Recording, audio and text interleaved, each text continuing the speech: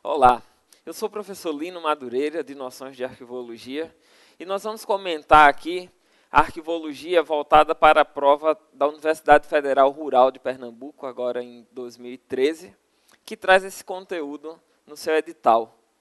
O que a gente espera desse edital, quando ele nos traz noções de arquivamento, métodos de arquivamento, noções de arquivologia, métodos de arquivamento. Há um direcionamento para se pensar apenas nos métodos de arquivamento, mas ao indicar o conteúdo de noções de arquivologia, é sempre importante que a gente faça também uma cobertura nesse conteúdo de noções, já que o tema está tratado no edital. Assim como já aconteceu em edições anteriores, quando houve um direcionamento de noções de arquivologia com métodos de arquivamento, e a temática abordada foi em cima de noções. Então, nessa perspectiva, a gente trouxe aqui um apanhado de 10 questões para a gente fazer uma análise. Essas questões foram retiradas da última prova de técnico em arquivo da UFPE. É uma prova onde a gente tem uma quantidade interessante de questões para se analisar, onde na primeira questão nós temos o seguinte: para que os arquivos tenham um melhor desempenho de suas funções, é indispensável que seus documentos estejam colocados de forma a servir ao usuário com precisão e rapidez. A metodologia a ser adotada deverá atender às necessidades da instituição a que serve, como também a cada estágio pelo qual passam os arquivos. Esses estágios são fases já definidas na literatura como as 3 idades dos arquivos. Quais são essas idades? Então, é uma pergunta sobre a teoria das idades, as 3 idades dos arquivos. Na letra A, nós temos aí o item correto que diz: arquivo de primeira idade ou arquivo corrente, arquivo de segunda idade ou intermediário e arquivo de terceira idade ou arquivo permanente. As 3 idades dos arquivos: arquivo corrente, arquivo intermediário e arquivo permanente. Essas idades elas podem receber uma outra denominação. A primeira idade, o arquivo corrente, também é chamado de arquivo ativo. A segunda idade, o arquivo intermediário, é chamado de arquivo semiativo. E a terceira idade, o arquivo permanente, é chamado também de arquivo inativo. Então, essa primeira questão aborda a teoria das 3 idades, com a nomeação de cada uma dessas idades. Gabarito correto, letra A. A questão seguinte, a questão de número 2, diz o seguinte: os arquivos correntes são constituídos de documentos. Nessa questão, nós temos características relacionadas a essas idades. Especificamente, a questão está abordando a característica do arquivo corrente. Então, na letra B, nós temos documentos em curso ou consultados frequentemente, conservados nos escritórios ou nas repartições que os receberam e os produziram, ou em dependências próximas de fácil acesso. Essa letra B, ela traz aí características importantes, documentos consultados frequentemente e que precisam estar próximos de quem utiliza essa documentação. 2 características importantes relacionadas aos arquivos correntes: frequentemente consultados e precisam estar próximos dos usuários. Falar da teoria das 3 idades é falar dessa frequência de uso do documento. Na questão, como se fala do arquivo corrente, documento frequentemente consultado. Mas é importante a gente aproveitar o momento para falar também do arquivo intermediário, por exemplo, que tem os documentos que já não são mais frequentemente consultados. Então, detalhe importante: frequentemente consultado é corrente, e os que não são mais frequentemente consultados, arquivo intermediário.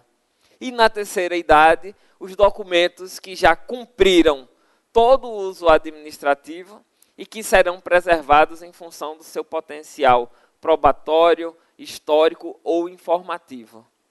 Então, temos aí características relacionadas às idades dos arquivos. Na terceira questão, nós temos o seguinte: considere os elementos abaixo.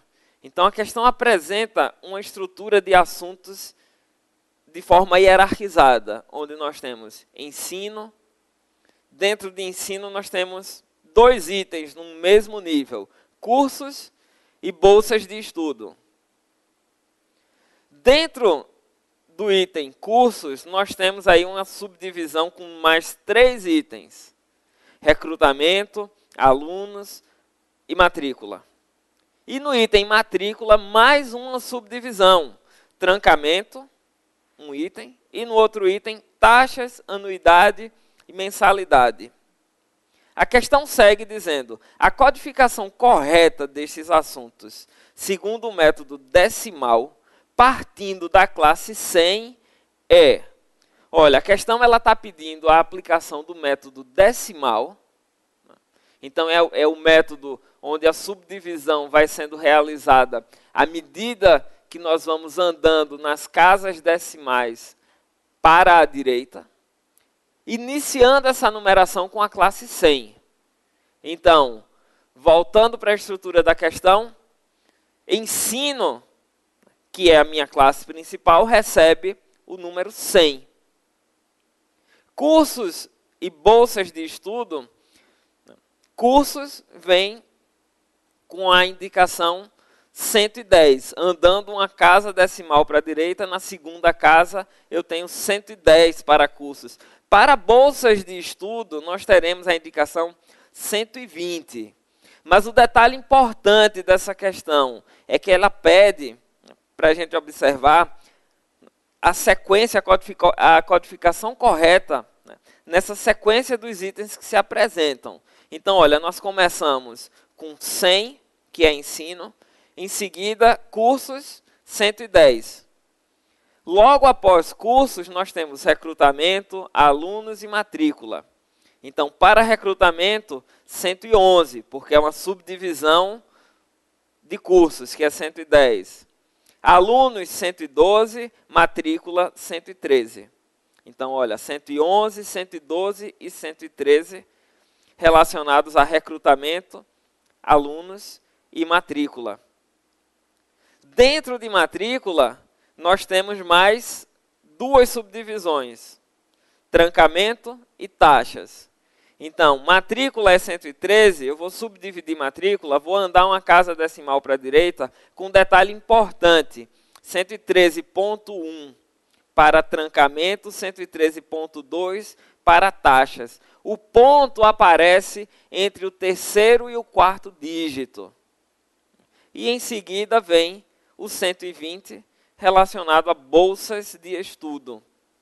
Então, o item correto está aí na letra C.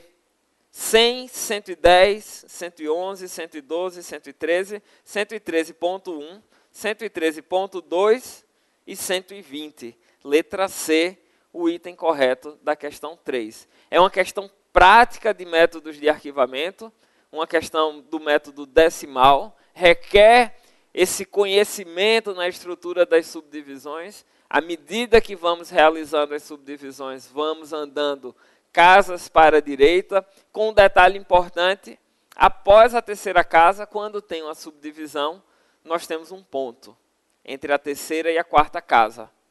Então, questão 3, gabarito correto, letra C. Questão 4. Unidade organizada de documentos agrupados, quer para uso corrente por seu produtor, quer no decurso da organização arquivística, porque se refere a um mesmo assunto, atividade ou transação, trata-se da definição de qual item documental. Letra A traz aí o dossiê. Então, nós temos nessa questão o conceito do dossiê. O dossiê é um conjunto de documentos diversos, agrupados em torno de um assunto. Agrupados em torno de uma mesma temática. Então, esse assunto pode ser um projeto, por exemplo. O assunto pode ser, inclusive, uma pessoa, o dossiê do funcionário, a pasta do funcionário no departamento pessoal. Então, O que caracteriza o dossiê? Um conjunto de documentos, documentos de tipos diversos, reunidos em torno de um assunto. Então, isso é o dossiê. Nessa questão, nos demais itens, nós temos exemplos de espécies documentais. Espécies que se desdobram em tipos documentais, mas o dossiê, a noção dele é exatamente conjuntos de tipos diversos de documentos. Então, letra A, o item correto da questão de número 4. Questão 5. Quanto à abrangência de sua atuação, os arquivos podem ser setoriais ou gerais. Letra E. Essa é uma questão que trata de uma característica voltada para o arquivo corrente. A literatura arquivística define essa característica de atuação para os arquivos correntes. Nós temos um arquivo corrente setorial quando ele está estabelecido nos setores, nos departamentos. Então, cada setor com a sua documentação corrente. Então, dessa forma, nós teremos um arquivo corrente setorial. Agora, o arquivo corrente ele pode ser geral ou central, quando nós temos uma centralização. Em vez de termos os documentos correntes em cada um dos setores, nós teremos uma instalação que vai centralizar toda a documentação corrente dos diversos setores. Então, são possibilidades de centralização ou de descentralização do arquivo corrente. O arquivo setorial, ele é descentralizado porque ele vai estar em cada um dos setores. E o geral representa uma centralização desse arquivo. Então, na questão de número 5, o item correto, letra E. Questão 6. Os documentos dos arquivos se classificam quanto ao gênero, quanto à espécie e quanto à natureza do assunto. Quanto ao gênero dos documentos, quanto ao gênero do documento, podemos identificá-lo como... Na letra C, nós temos aí exemplos de gêneros documentais. A letra C traz textuais, audiovisuais, cartográficos e iconográficos. Todos os 4 itens são gêneros documentais. A questão ela inicia abordando algumas outras características, né, como a espécie documental, a natureza do assunto, mas a pergunta é finalizada direcionando apenas ao gênero. O gênero é a característica relacionada ao documento em função do sistema de signos utilizado na codificação do conteúdo da informação. Por exemplo, uma informação codificada no documento na forma de texto. Então, nós temos o gênero textual.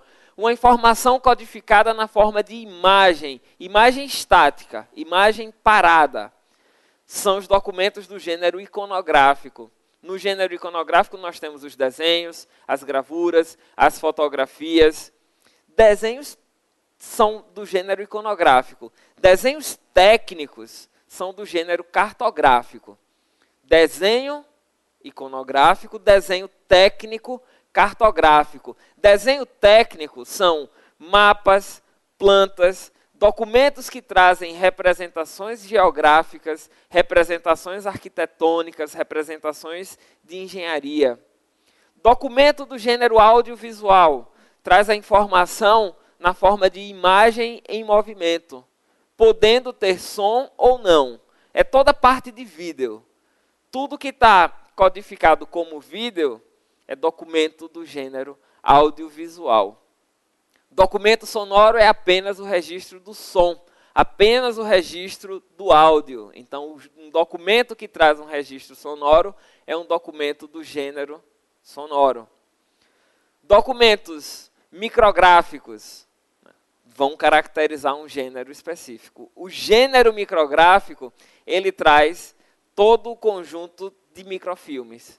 Tudo que é microfilmado caracteriza o gênero micrográfico. Assim como todo documento em meio digital caracteriza o gênero informático. O gênero informático é formado por todo documento digital. Então, essa questão de número 6, ela trata de gênero documental, trazendo 4 exemplos do gênero que nós temos aí na letra C: textuais, audiovisuais, cartográficos e iconográficos. O item correto para a questão 6. Bom, então vamos analisar a questão 7 agora. A questão 7 diz o seguinte: quais as características peculiares aos documentos do arquivo quanto à sua natureza? Com relação à natureza do documento, o documento pode ser especial ou especializado.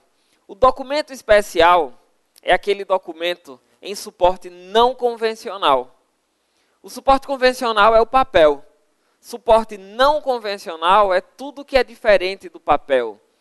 Discos magnéticos, discos ópticos, fitas magnéticas, microfilmes, ou seja, filme, tudo isso caracteriza suporte não convencional, enquadrando-se nessa característica do documento especial. O papel, quando em dimensões não convencionais também, quando em formatos e dimensões, né, de grande porte, como o caso dos mapas, das plantas, ou até mesmo documentos de pequena dimensão, eles vão também ter uma característica de especial. O especial é aquele documento que requer cuidado especial, requer um tratamento especial para o seu arquivamento, para o seu manuseio, e muitas vezes necessita de intermediação tecnológica. Isso é a natureza do documento, né, com relação a ele ser especial ou não. O outro ponto vinculado à natureza do documento trata do documento especializado. Documento especializado é aquele documento que reflete a experiência humana, que reflete a experiência de quem produziu, de quem elaborou aquele documento.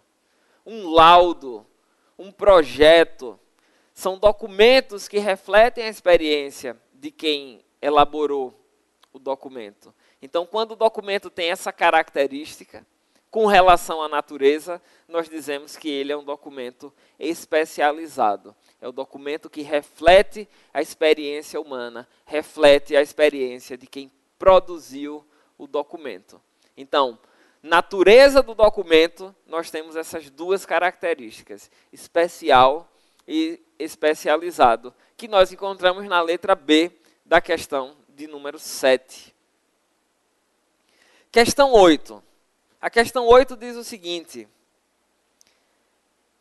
a Lei Federal número 8.159, de 8 de janeiro de 1991, aí abre aspas, considera-se o conjunto de procedimentos e operações técnicas referentes à sua produção, tramitação, uso, avaliação e arquivamento em fase corrente e intermediária, visando a sua eliminação ou recolhimento para guarda permanente.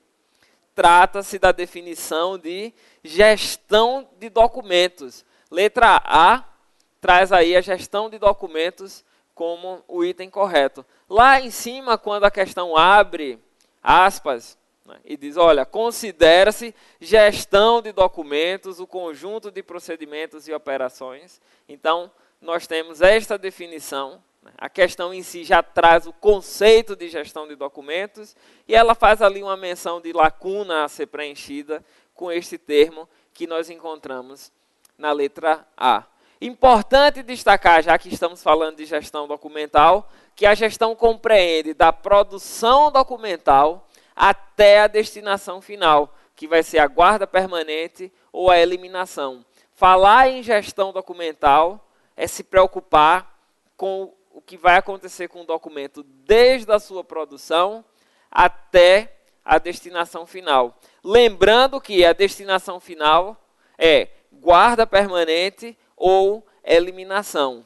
E que um documento de guarda permanente não pode ser eliminado em nenhuma circunstância. Documento permanente não pode ser descartado. Documento permanente não pode ser eliminado. Então, na questão de número 8, gabarito correto, letra A. Questão 9. é o instrumento de destinação que determina os prazos em que os documentos devem ser mantidos nos arquivos correntes e ou intermediários ou recolhidos aos arquivos permanentes, estabelecendo critérios para microfilmagem e eliminação. Trata-se da definição da tabela de letra C, tabela de temporalidade. Tabela de temporalidade é um instrumento de gestão que vai regular os prazos de guarda dos documentos, prazo de guarda no arquivo corrente, prazo de guarda no arquivo intermediário, a destinação final do documento. É um documento que vai ser eliminado? É um documento que vai ser recolhido ao arquivo permanente? Importante, e que o enunciado trata muito bem. Na tabela de temporalidade, nós temos também a indicação de documentos que devem ser microfilmados, documentos que devem ser digitalizados também. Essa mudança de suporte, ela pode ser indicada na tabela de temporalidade. Numa tabela de temporalidade, nós temos como estrutura básica a indicação dos itens documentais, ou seja, relacionar quais são os documentos. A indicação dos prazos de guarda no arquivo corrente, prazo de guarda no arquivo intermediário e a destinação final, se vai ser guarda permanente ou se vai ser eliminação. E ainda na estrutura básica de tabela de temporalidade, um campo de observações, que é exatamente nesse campo que nós podemos fazer a indicação de mudança de suporte, quando um documento poderá ser microfilmado ou digitalizado. Então, usamos o campo de observação para passar essas instruções. Podemos usar o campo de observações também para repassar a fundamentação legal que foi utilizada para definir o prazo de guarda. Então, a tabela de temporalidade, ela sistematiza os prazos de guarda e a destinação final dos documentos. É um documento resultante, é um instrumento de gestão resultante do processo de avaliação. Na avaliação, nós identificamos os valores, definimos os prazos e a destinação dos documentos de arquivo. Então, para a questão de número 9, o item correto, letra C, tabela de temporalidade. E fechando essas questões que trouxemos para análise, temos a questão de número 10, que diz o seguinte: processo de reprodução facsímile sobre filme fotográfico, com uma redução que requer assistência óptica para a leitura do conteúdo intelectual, de materiais arquivísticos e de bibliotecas, é a definição de letra B, microfilmagem. Na microfilmagem nós temos essa redução dos documentos, é o processo de mudança de suporte, onde o documento é reproduzido em filme. Então, uma característica importante da microfilmagem é a reprodução em filme de documentos, dados e imagens em graus de redução diferentes, pode ser 20 vezes, 40 vezes, 72 vezes reduzido, dependendo das características do documento. E, a partir dessa redução, para consulta, nós precisamos de uma intermediação tecnológica. Um microfilme só vai ser consultado com a utilização da leitora de microfilme, que vai fazer a magnificação da imagem. Magnificação da imagem é a ampliação da imagem, para que a gente possa ter a consulta a essa imagem do documento. Então, na questão de número 10, o item correto, letra B, microfilmagem. E com essas 10 questões, nós concluímos essa análise em cima de questões que foram desenvolvidas pela Coveste para uma prova de técnico de arquivo em 2012, mas na prova da Universidade Federal Rural, onde a banca será a SUGEP, nós temos aí uma análise, né, por semelhança de características das bancas. Embora a SUGEP não tenha essa tradição na realização do concurso, ela apresenta o edital idêntico ao edital da Coveste, de como a Coveste tem trabalhado. E acreditamos que essa banca deva trabalhar de forma bem parecida. Por isso que selecionamos essas 10 questões para esse momento.